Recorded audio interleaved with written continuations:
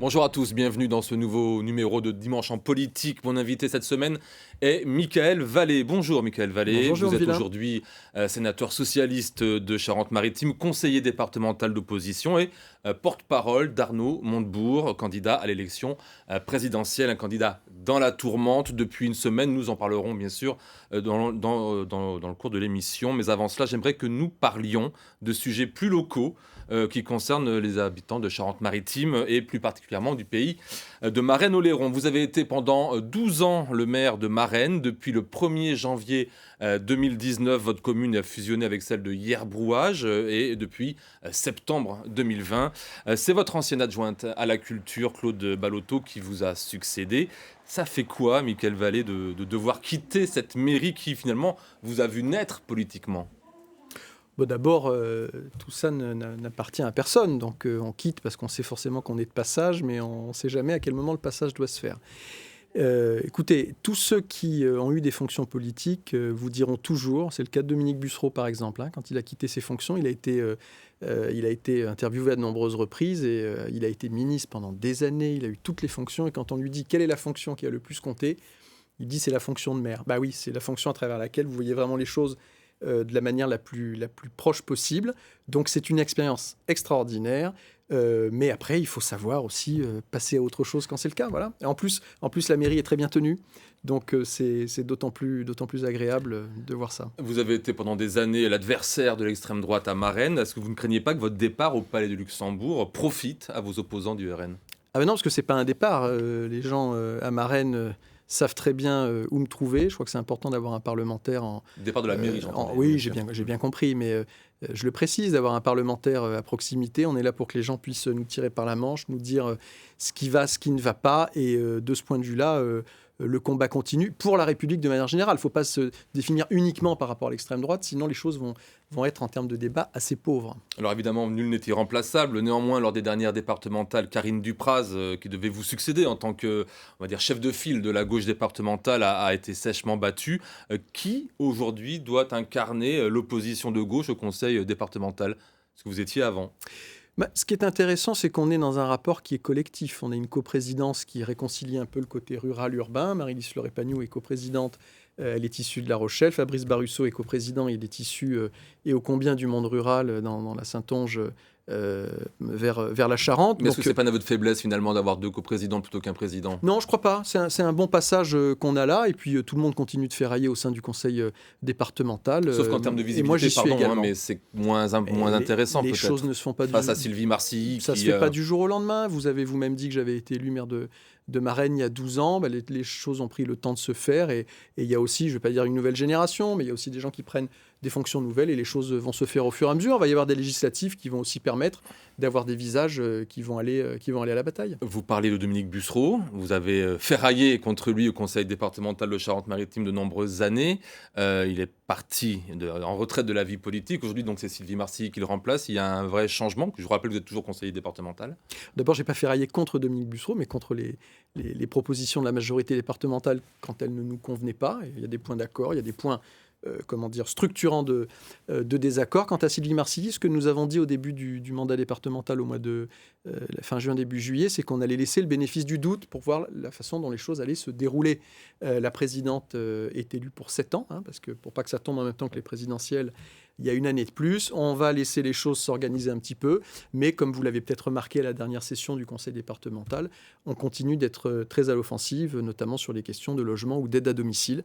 Et de ce point de vue-là, on va continuer à batailler sur les sujets qui sont les nôtres. On va revenir tout à l'heure sur un sujet qui concerne le conseil départemental, mais vous parliez du Sénat et du fait que le maire, c'est vraiment la fonction la plus intéressante. Du coup, en quoi le mandat de sénateur était, lui, plus intéressant, puisque vous avez choisi plutôt d'aller au Palais du Luxembourg que d'être maire, et qui plus est d'une nouvelle ville, d'une ville nouvelle. Oui. Bon, d'abord, il faut savoir de temps en temps changer le point de vue, se décentrer un petit peu pour aller regarder les choses différemment. Et il est bien évident que pouvoir agir d'un point de vue parlementaire, c'est intéressant. On ne m'a pas forcé à y aller.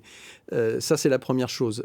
Et puis, c'est une forme de continuation. C'est-à-dire qu'au Sénat, ce qui est intéressant, c'est que vous restez finalement toujours dans le monde, à la fois des collectivités territoriales, des forces vives, mais aussi des administrés en ligne directe. Parce qu'en fait, quand on parle de la question des collectivités, on parle des services à la population et de sujets qui sont directement en prise avec les Français. Et ce que j'ai remarqué depuis un an que je suis au Sénat, ce qui est extrêmement intéressant, d'abord c'est le travail de fond, c'est le fait que les choses ne se font pas de manière aussi excitée qu'ailleurs, et qu'avoir un vrai contre-pouvoir, quelle que soit la couleur du gouvernement, surtout dans des moments où tout part très très vite dans les débats sur les réseaux sociaux, etc., en fait, ça devient de plus en plus essentiel. Le président du Sénat, Gérard Larcher, était la semaine dernière en visite dans les Deux-Sèvres. Notre équipe en a profité pour lui demander son point de vue justement sur la nouvelle génération de sénateurs dont vous faites partie. On l'écoute.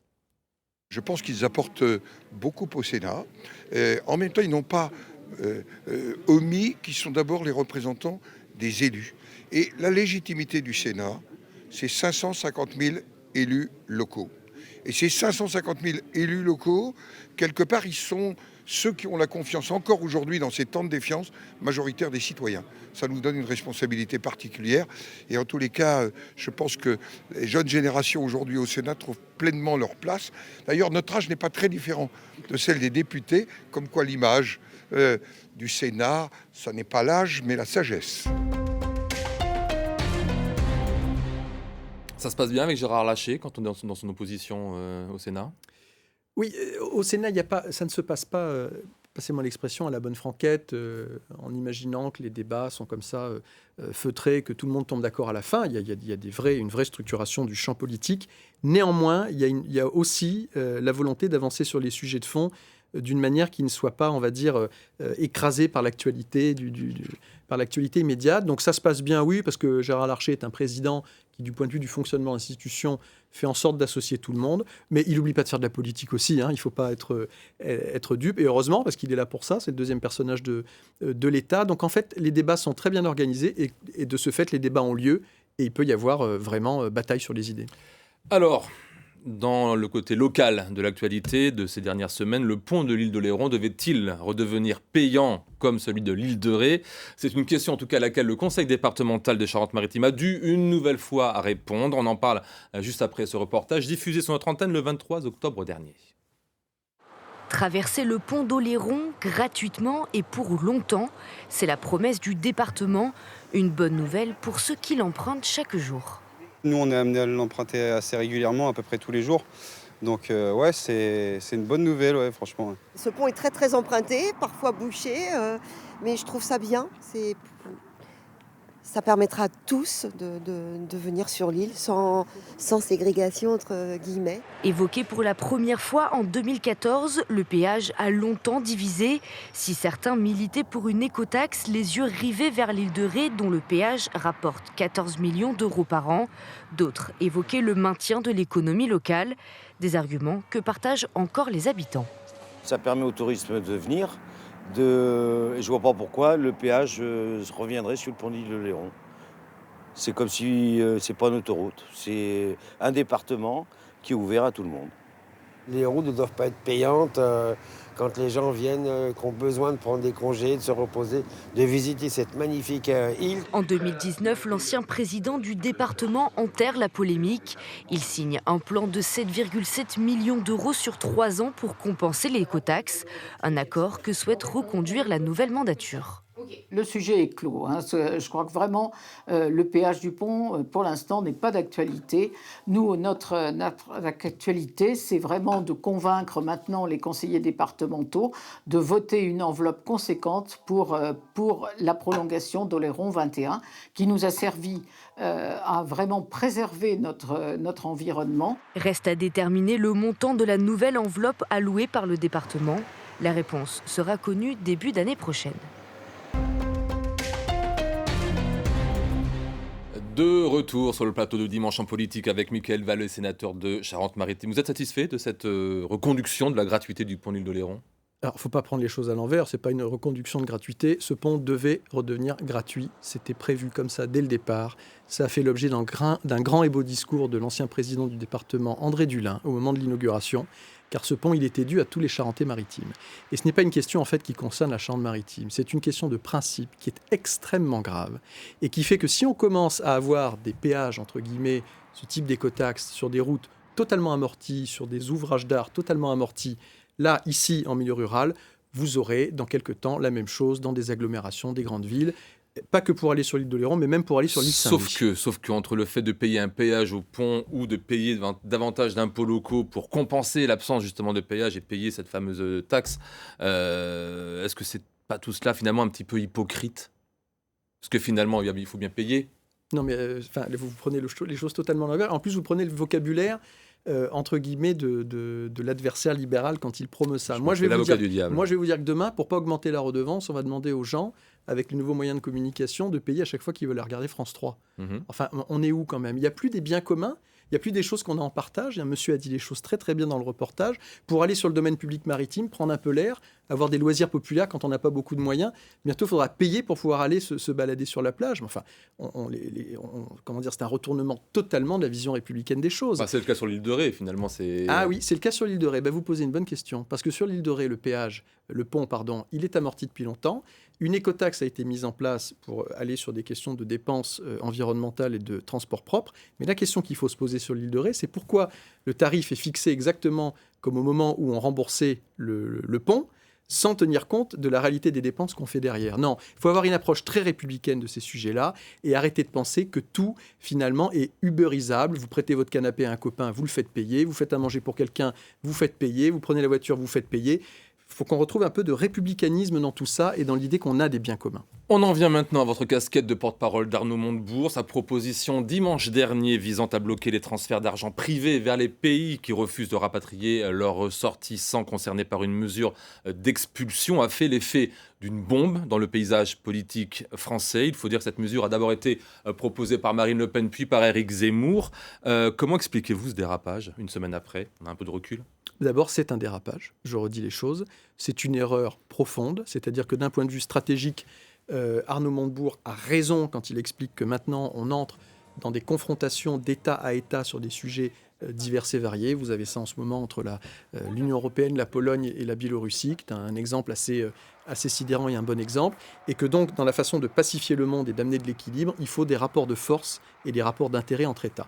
Pour créer ces rapports d'intérêt, il a pris l'exemple de l'exécution de nos décisions de justice, c'est-à-dire républicaines, qui passent par des tribunaux, des juges. Et à la fin, quand on dit qu'une personne doit absolument venir en France pour être protégée ou doit repartir, il faut le faire appliquer. Comment on le fait appliquer? C'est là où ça ne va pas. Cette proposition n'était pas la bonne. On ne peut pas demander aux gens de bloquer les transferts de fonds, notamment pour les petites sommes, notamment ce qui touche les catégories populaires. On en connaît plein. Je vais citer Arnaud Montebourg, je suis son porte-parole. Il a dit « Je me suis fait, ouvrez les guillemets, engueuler par des gens que j'aime bien, par des proches ».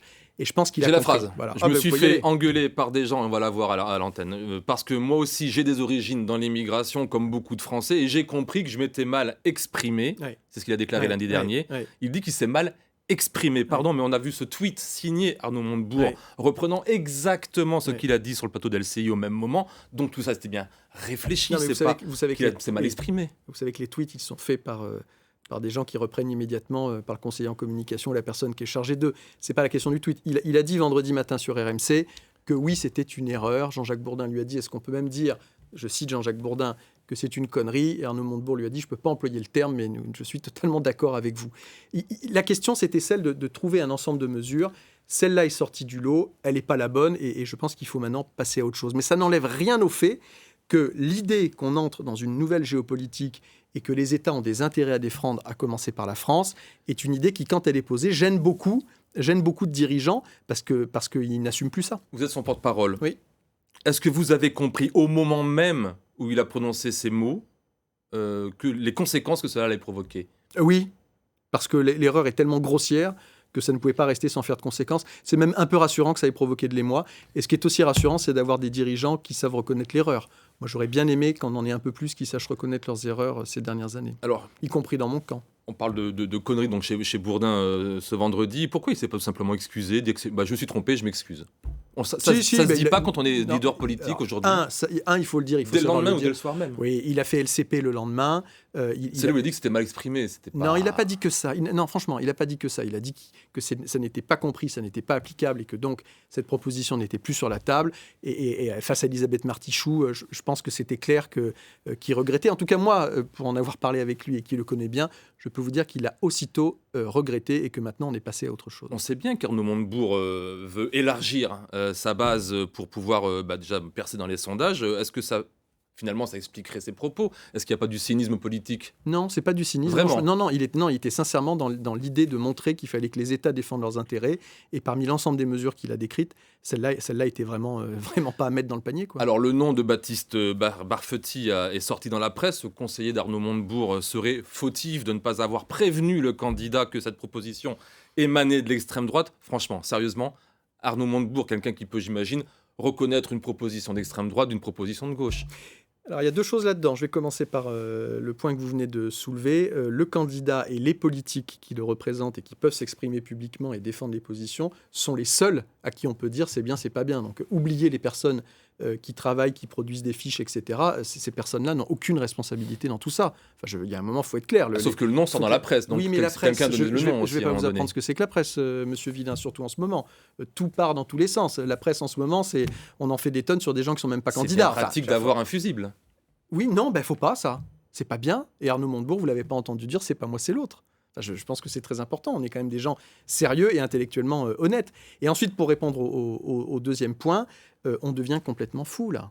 C'est-à-dire que si Mélenchon, si d'autres candidats ont fait des propositions sur tel ou tel sujet, on est dans un monde maintenant où tout le monde s'exprime à longueur de temps sur tout, sur les réseaux sociaux, et vous pouvez toujours aller chercher un truc il y a 10 ans où une personne s'est exprimée là-dessus, et on dit un tel est comme un tel, donc ils sont du même bord. Faut arrêter, parce que moi je suis pas tétanisé par l'extrême droite pour m'exprimer sur tout un tas de sujets. J'ai voté non en 2005, je suis dans un rapport très critique à l'Europe, je suis très à l'aise là-dessus, j'ai pas attendu que Madame Le Pen se réveille ou que le FN fasse sa conversion du libéralisme à une espèce de souverainisme qui en plus n'en est pas, pour qu'on traite ces sujets-là. Donc on va arrêter de se définir par rapport à ces gens-là. On va revenir à savoir s'il y a une extrême droitisation du débat politique en France en ce moment, mais votre candidat s'est fait aussi étriller sur les réseaux sociaux pour avoir déclaré que Charles Aznavour et Zinedine Zidane sont devenus de grands Français après avoir été des émigrés. Problème, le premier né à Paris, le second à Marseille. Pas exactement ça fait beaucoup quand même. C'est pas exactement ça. Il voulait faire savoir que des familles d'origine immigrée en France ont ensuite des parcours, et on le sait. Enfin, vous pouvez en citer d'autres. Là, pour le coup, il s'est encore mal exprimé quand même. Oui, pour le coup, oui.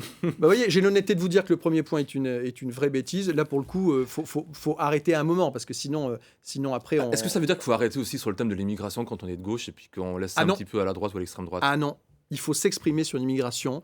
Il y a des gens... Peut-être pas comme ça, du coup. Peut-être pas sur ce point technique précis, mais de dire qu'on a aujourd'hui un vrai sujet avec des gouvernements étrangers qui mettent sur le dos de la colonisation, qui est une réalité, et qu'il faut affronter en face, leur propre incurie. Vous avez beaucoup de gouvernements aujourd'hui en Afrique qui ont pratiqué la corruption, qui ont des ressources naturelles, qui n'ont pas développé leur propre développement économique, et qui font que leur jeunesse s'en vont. Qu'est-ce qui font que cette jeunesse s'en va ? Qu'est-ce qui fait que nous, aujourd'hui, on doit affronter ces sujets, les affronter avec les principes républicains et de la Révolution française et de l'accueil qui sont les nôtres, regarder aussi les considérations économiques. Mais non, il faut traiter tous les sujets, sinon c'est pas une élection présidentielle. Selon Edoui Plenel, mon confrère Edoui Plenel, Arnaud Montebourg est, je cite, une énième illustration des ravages du chevènementisme qui toujours aura servi à égarer la gauche sociale par le poison nationaliste et ainsi à la mener à droite, voire à l'extrême droite. Vous avez débuté la politique en étant chevènementiste. Et je le suis toujours. Et vous l'êtes toujours. Est-ce que vous comprenez,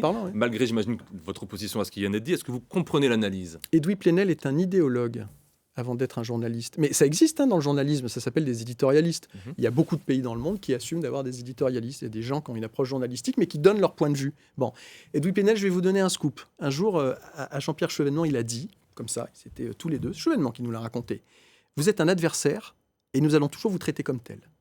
C'était à l'époque où Plenel était au monde. Edoui Plenel sur ce mariage entre gauche et nationalisme. Mais ce n'est pas un mariage entre gauche et nationalisme. Quand les soldats de Valmy crient « Vive la nation », si ça, c'est pas un élément fondamental de la gauche et de l'histoire de la Révolution française, c'est plus le roi, c'est plus le droit divin, c'est la nation qui est incarnée par l'ensemble des citoyens. On va arrêter quand même de se faire tétaniser par ces gens qui auraient kidnappé le drapeau et qui seraient les seuls à pouvoir parler de nation. Marc Bloch, il était nationaliste.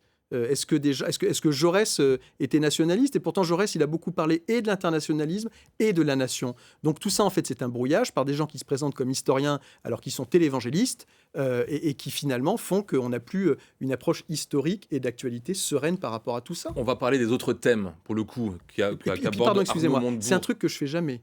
J'en parle rarement. Montebourg a dit que sur l'immigration, il avait une histoire, qu'il n'était pas question de lui coller sur le dos des idées d'extrême droite. On est beaucoup dans ce cas-là.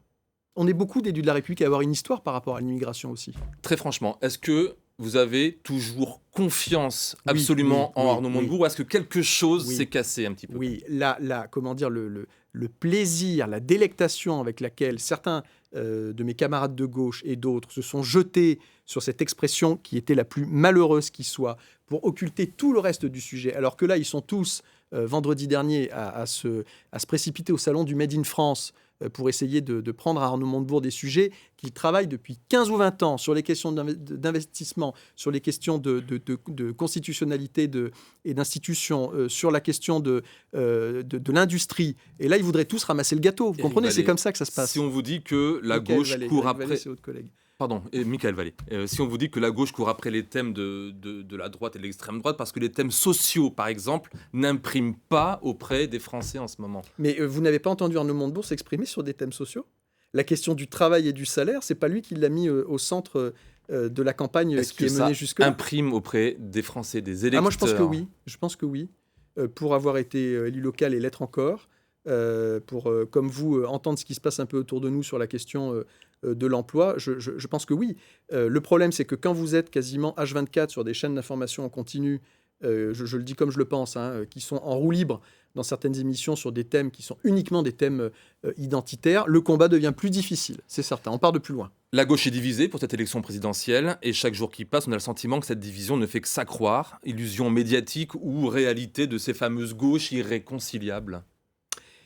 La gauche et les partis politiques traditionnels ont eu un tort. C'est-à-dire que tétanisés à la fois par ce qui s'est passé depuis 2002 avec l'accession de Le Pen au deuxième tour de la présidentielle et ce qui s'est passé en 2017 avec le dynamitage En Marche, les partis politiques n'ont plus voulu affronter certains problèmes au sein des familles politiques. Ce qui fait qu'en fait, vous n'avez plus de congrès, vous n'avez plus de conventions où on discute des idées, où on tranche les débats.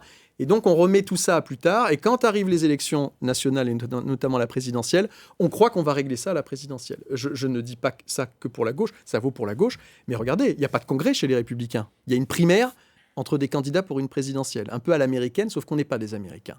La gauche, c'est pareil.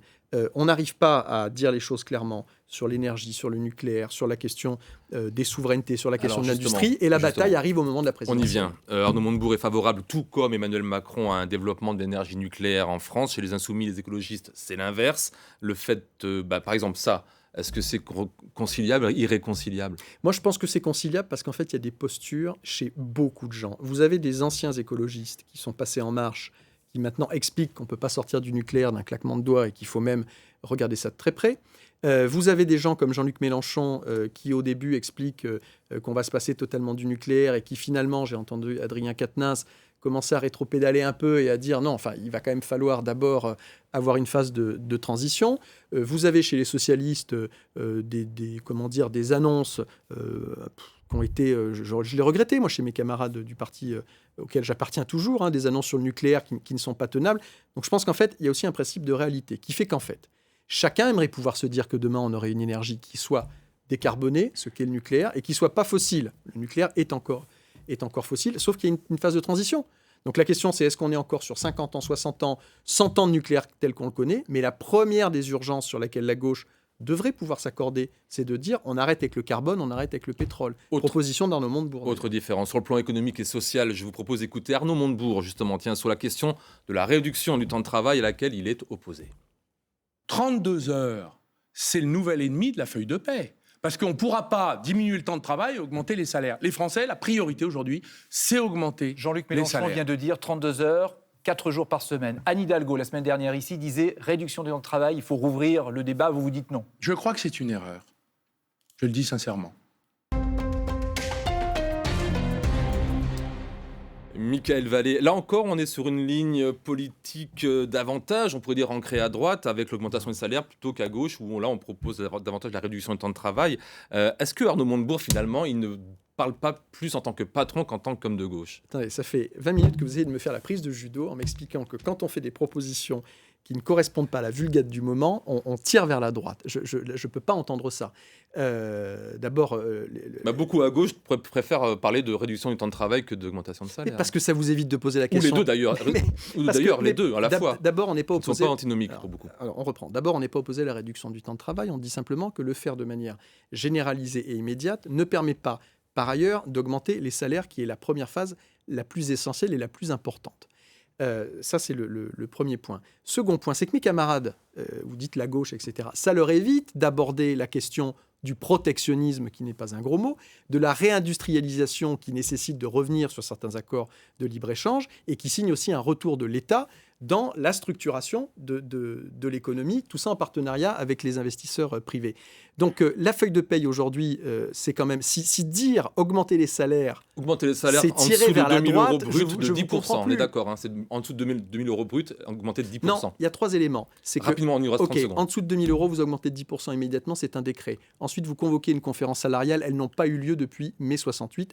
Et troisième point, on augmente le salaire net en faisant en sorte que du salaire brut passe sur le salaire net et en trouvant d'autres assises pour la cotisation sociale. Mickaël Valli, il nous reste 20 secondes. Est-ce que vous y croyez encore à la remontada ? Bien sûr que j'y crois. Puis-je vous rappeler que les élections présidentielles ne se sont jamais jouées 6 mois à l'avance comme on les imaginait ? Et à ce moment-là, si on ne se bat pas pour ce à quoi on croit, écoutez, on fait un autre boulot. On se met à écrire des bouquins, on fait des conférences. Jacques Chirac, en 95, était quand même un peu plus haut malgré tout. Oui, François Hollande l'était pas beaucoup plus. Et Macron, ça devait être une bulle qui dégonflerait. C'est la fin de cette émission. Merci beaucoup, Merci Mickaël à vous. Valli, d'avoir accepté notre invitation pour voir ou revoir ce numéro de Dimanche en politique. N'hésitez pas à nous suivre sur Internet, na.france3.fr dans l'onglet émissions. La semaine prochaine, c'est la députée des Deux-Sèvres, Delphine Batteau, qui sera mon invitée. Il sera bien sûr fortement question de bassines. Pour l'heure, place au journal de la mi-journée présenté par Liane Courtet. Excellente semaine à toutes et à tous et à dimanche prochain.